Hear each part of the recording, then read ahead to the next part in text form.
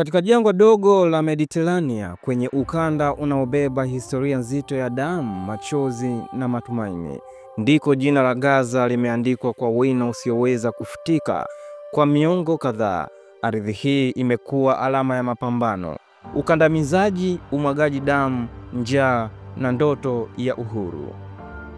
Mgogoro huu haukuanza jana wala leo. Mwaka 1948 kuanzishwa kwa taifa la Israeli kulisababisha kuhamasishwa kwa maelfu ya Wapalestina katika kile kilichoitwa Nakba, yaani janga. Wengi walipoteza ardhi zao, familia zao na ndoto zao za uhuru.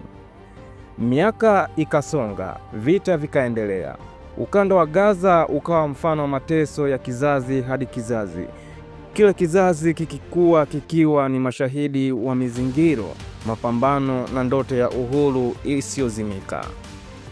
Mwaka 2007, Hamasi ilipochukua udhibiti wa Gaza, mzingiro mkali wa anga, bahari na ardhi ukaanza rasmi.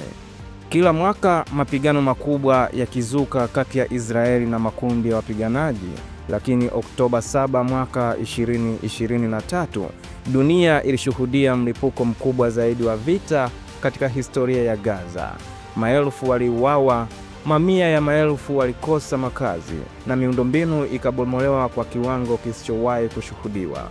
Gaza ikawa uwanja wa kilio cha dunia. Watoto walipoteza wazazi, hospitali zikajaa majeruhi ya Wapalestina na mamilioni ya watu wakawa wakimbizi ndani ya ardhi yao wenyewe. Dunia nzima ikaamka, maandamano yakafanyika London, New York, Paris na miji mingine. Umoja wa Mataifa ukaomba usitishaji wa mapigano. Mataifa yakaanza kushinikiza suluhu ya haraka. Kadri damu ilivyoendelea kumwagika, diplomasia ikaanza kufanya kazi yake. Mataifa kama Qatar, Misri na Marekani yakaanza mazungumzo mazito ya usitishaji wa vita. Na hatimaye baada ya miezi mingi ya giza, mwanga ukaanza kuonekana.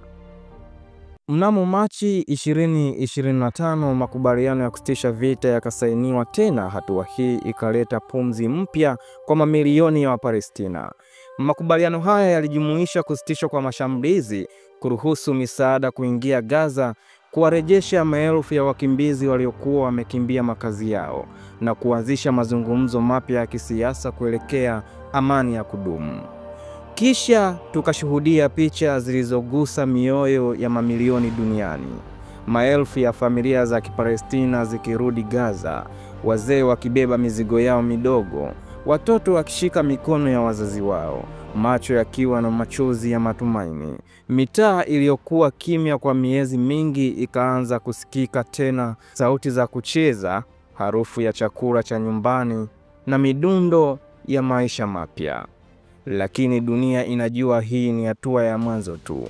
Makubaliano haya lazima yalindwe kwa hekima, diplomasia na uwajibikaji. Taasisi za kimataifa zimeapa kuhakikisha kuwa Gaza haitarudi tena kwenye giza la vita.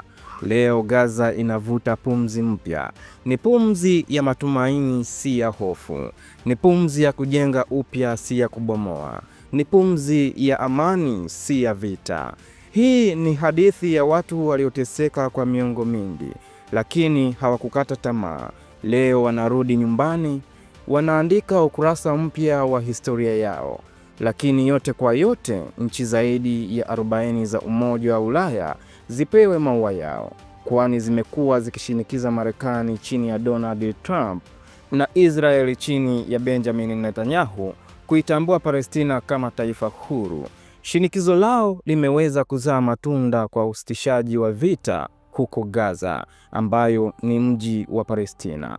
Siku ya Ijumaa tarehe 10 Oktoba 2025, vyombo mbalimbali vya habari duniani viliripoti kuhusu matumaini na furaha kubwa waliokuwa nayo wa Palestina baada ya makubaliano ya kusitisha vita kwenda vizuri, hivyo kuwaruhusu kurejea kwenye ardhi yao ya Gaza, mji uliojaa magofu yaliyotokana na vita vya muda mrefu. Wengi wao walibeba bendera ya Marekani huku wakimsifu Donald Trump kwa juhudi zake alizozifanya kuhusu amani ya Gaza. Je, mtazamo wako ni upi kuhusu makubaliano haya ya amani? Unaweza ukadumu kwa muda mrefu? Toa maoni yako kwenye comment section. Usisahau kulike, kushare, kusubscribe na kucomment kwenye chaneli hii ya Kuboja TV. Mpaka wakati mwingine. Jina langu ni Fredi Kuboja.